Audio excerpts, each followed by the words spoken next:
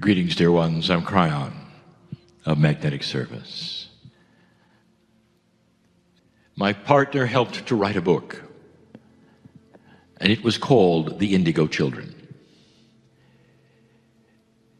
It became mainstream, that is to say, non-esoteric. And it described a new kind of consciousness coming into the planet with the children. Truly, it was the beginning, the precursor of the shift. Because the potential of the shift was there, humanity had not destroyed itself, some of the processes of the graduating evolution of humanity were already beginning. And the children were starting to shift and change in anticipation of this.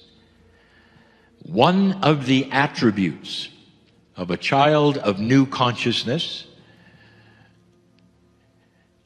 is a perception that they are difficult. And the difficulty often comes because they are a little too headstrong. Now let me define it. They are born knowing they are worthy to be here. And you were not.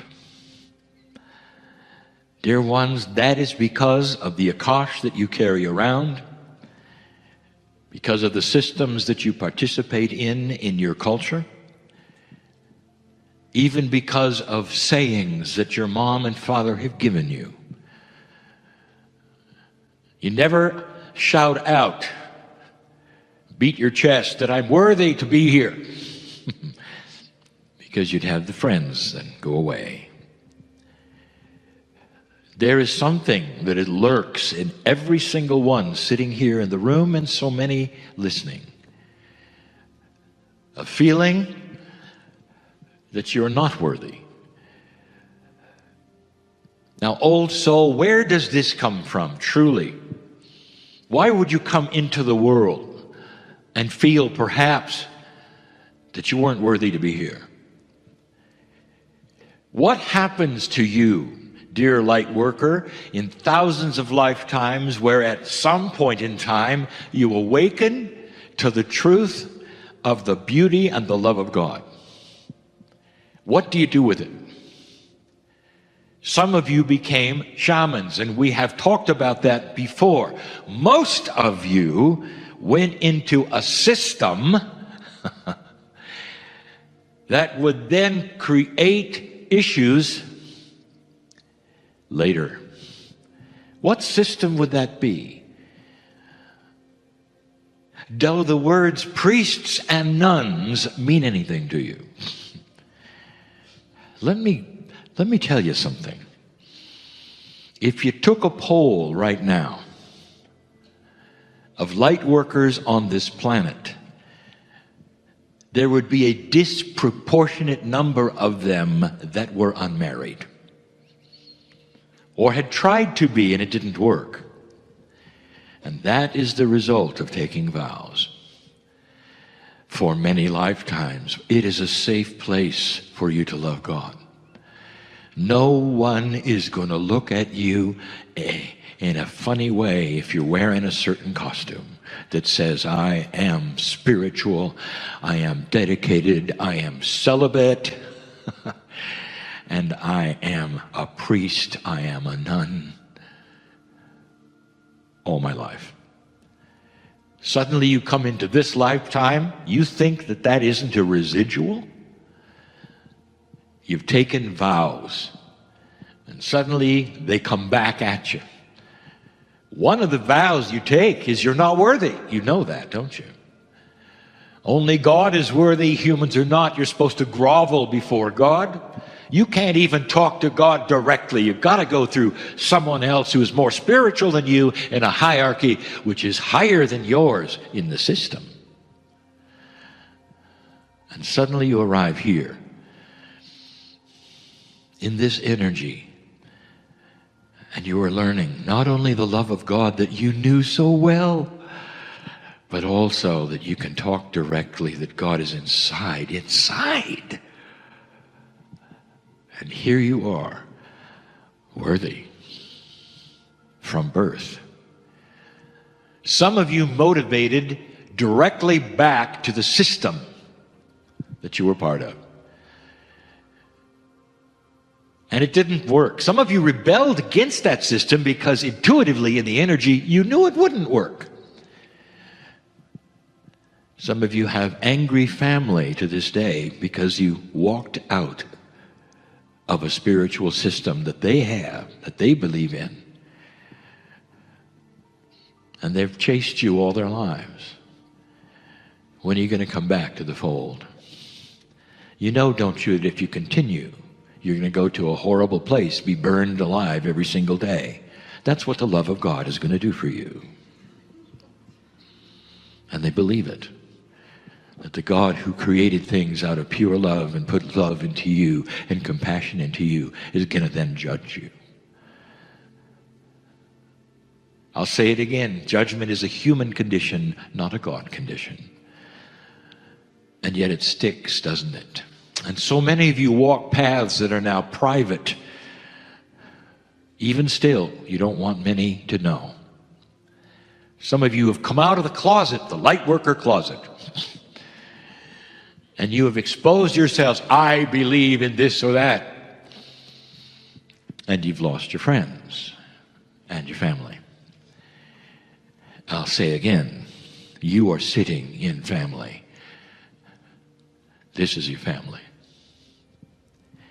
And because of this, in these brief moments, I want to give you an axiom, and then we're going to do something together. The axiom is this: dear ones, the things that are being taught in these days, from the most elementary to the advanced, are not going to be received by you as well unless you cognize something right now, unless you understand something right now. 3 words. I bet you can guess what they are. I am worthy. No matter what you hear from the stage or what those say, no matter what I say, I have to beat down the door, and so do they. The door of unworthiness. How many locks does it have on it today, dear ones? You may say you're ready, but the residual is there in your mind, in your Akashic record, that says things can't work this way. And even though you know better, dear human, and feel it and know the truth, the residual often says, you're not worthy. Remember? You're just not worthy. This is not ego. This is truth. To be worthy means that you have been born magnificent because the peace of God is there. And what does magnificent really indicate? It means that you're a compassionate, balanced human being. You have the ability to control your body and these things so that you can be balanced and compassionate, to spread light, to help. That's the magnificence. It's not a magnificence that says that you're going to be a movie star or political. Not that kind of magnificence. It is a quiet, beautiful, powerful magnificence to help the planet. That's magnificent. I'm going to ask you to say something with me. And we're going to do it 3 times. Don't do it unless you mean it. This condition is yours as well.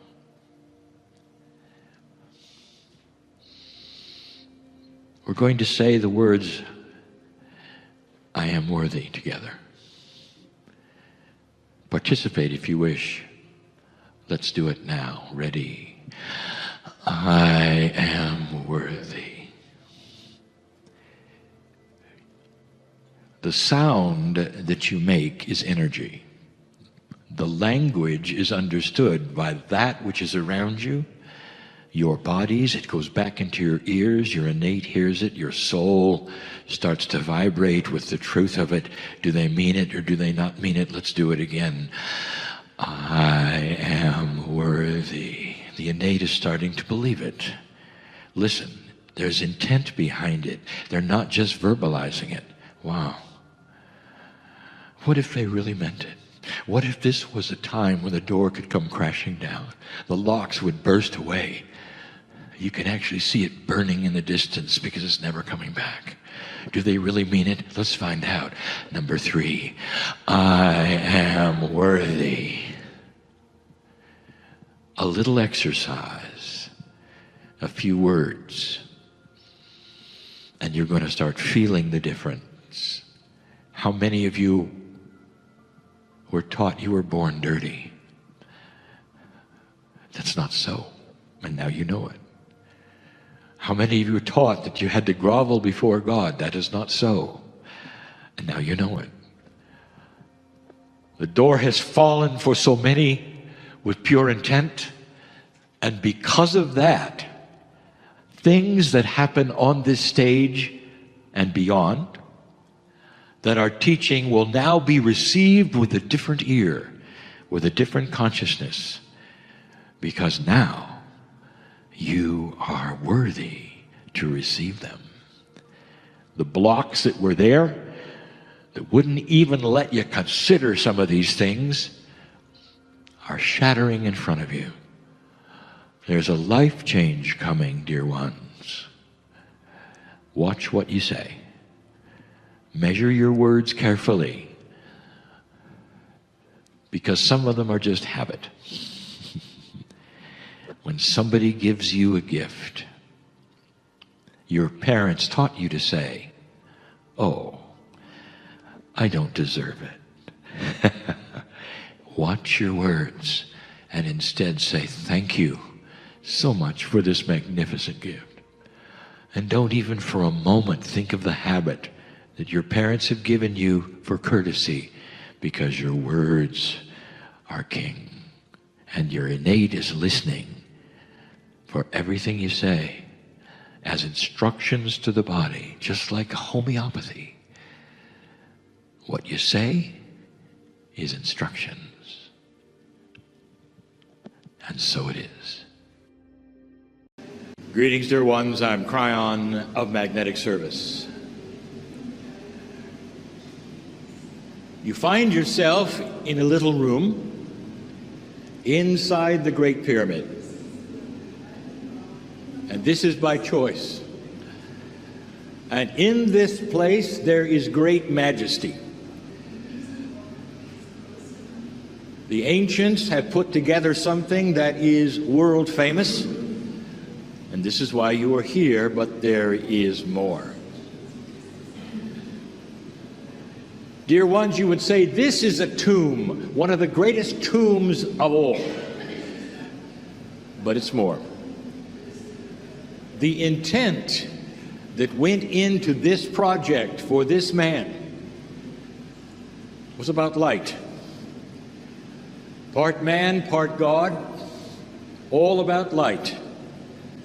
You might say this room is his home. And I say is his home. We have said that Egypt comes alive. And some visit it for the stone and for the history. And some visit it because it comes alive, speaks to their consciousness. How does this feel to you now? Do you feel the respect I ask you to feel?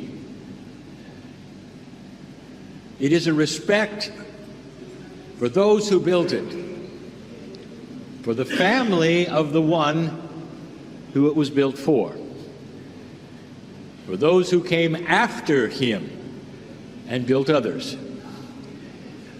This is what I ask you to feel in this place. Don't you find it interesting that there's nothing on the wall? In fact, the walls are very smooth. I know, dear ones, you have been asked not to do ceremony in this place, and we respect that from the keepers and the stewards of the tomb. But don't you find it interesting there's no writing?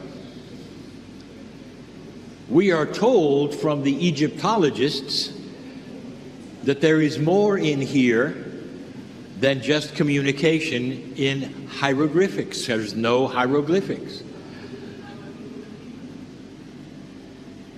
Dear ones, it's about sound. We told you earlier that the Egyptian sarcophagus in several of the times in Egypt was finely tuned to 440 cycles per second. This is not an accident, is it?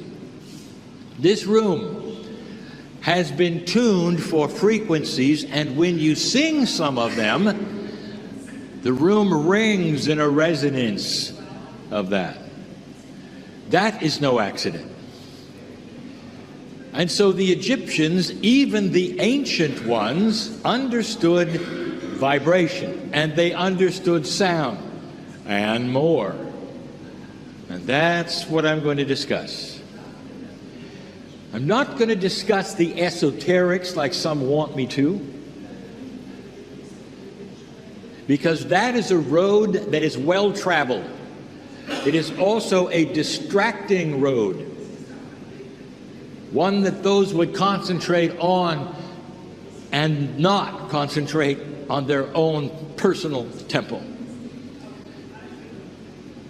But I am going to tell you something that helped them build this. Dear ones, early on we have given you information about the mathematics of the ancients. The evidence that in the Indus Valley, a civilization perhaps even before this one, there was evidence of high mathematics. In fact, not just high mathematics, but different mathematics. And we identified what it was. We told you at that time, it's the mathematics of the universe. It's the arithmetic of the universe. Everywhere you look in nature, in space, in Gaia, most everything you see resonates to 12s. You see this in Egypt. You saw it clearly in the Temple of the Hathor with the 12 zodiacs on the ceiling, the zodiac with the 12 houses. That's just 112. What about Gaia itself? The directions, 360 degrees. There are all manner of things in nature divisible by 3, 4, 6, and 12. 12 is the mathematics of the universe. There are 12 half steps between octaves in music. You might say, well, what a coincidence. This is more than math, is it not? Now we're getting involved in the vibrations in the air, natural ones. So the 12s we are talking about is a mathematics that the Egyptians knew and used. Dear ones, if you go into DNA, you're going to find the 3s and the 4s and the 6s. It is base 12. Nature is 12. All around you is 12. And you have put together everything in 10s. I'm going to give you some information. Base 10 is fundamentally flawed. And I'm going to tell you why. When you have base 12 mathematics and begin to understand the philosophy of it, it starts to enhance into other realizations. It leads to discovery. Mathematicians will tell you this is the beauty of math. For as you get into it more complicated, it then leads to other discoveries. What we want to tell you is that the Egyptians used this math. If it's the math of the universe, it is quantum math. Are you starting to follow me? It is very, very easy to go into quantum kinds of thinking when you start there with base 12. Let's talk about pi. Do you think that the Egyptians understood geometry? Shall we have a laugh? And that ratio, which is pi, is an irrational number. A number that has no end, no solution. Do you really think that that particular number, being a ratio of almost everything you see in the cosmos, should be an irrational number? And this brings this whole thing of perception into focus. It's not another kind of mathematics. You cannot translate base 12 into base 10, period. Because 12 is in color and 10 is in black and white. And so base 12 is conceptual mathematics, conceptual arithmetic, and leads into discoveries, inventions, ahas. Let me ask you, do you think Tesla worked out with a pencil and paper his discovery? And the answer was no. It simply came from a place in his head, and that is the next step. What I'm telling you about the Egyptians' base 12, I want you now to apply to you. And here is the concept. When you start developing inside yourself that piece and part that is God, that is the higher self, when you start to nurture it, when you start the compassion engine, it leads to discovery. You discover higher concepts, better ideas, healing your body. It's the same philosophy that I gave you for the Egyptians. The reason they had base 12 is because they began a society and a culture with light. Everything was about light. And it's metaphysical light. They understood the one God. Long before it was given to them yet again, they understood it. They understood the pathway to heaven. They made it easy and for everyone. This home is his afterlife preparation. You're sitting in this place that he prepared for himself so that he could enjoy that which was beyond the veil and perhaps even come back. This is high metaphysics. It is high mathematics. Don't be fooled by the color or the age of these things. As you begin for yourself to develop that which is inside, you will start getting discovery. One thing will enhance another, and you will not get it if you're only cerebral. If you're only thinking the puzzle, even with high ideas, you're not going to get good answers. It's only when you develop inside that quantum engine, which is you, that the solutions start to come. Not just inventions, Mr. Tesla, but solutions to life, real solutions. I know who's here. I know what you carry, what your desires are, what your fears are. what your limitations you think are. Look at this place. Are there any limitations to building this? When the king said to the architect, "Here's what I want," he said, "Sure."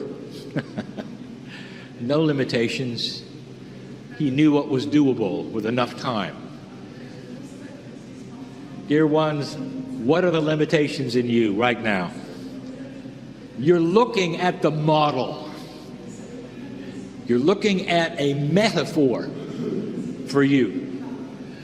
Base 12 math is the metaphor for your own math inside you. It will lead to higher thinking.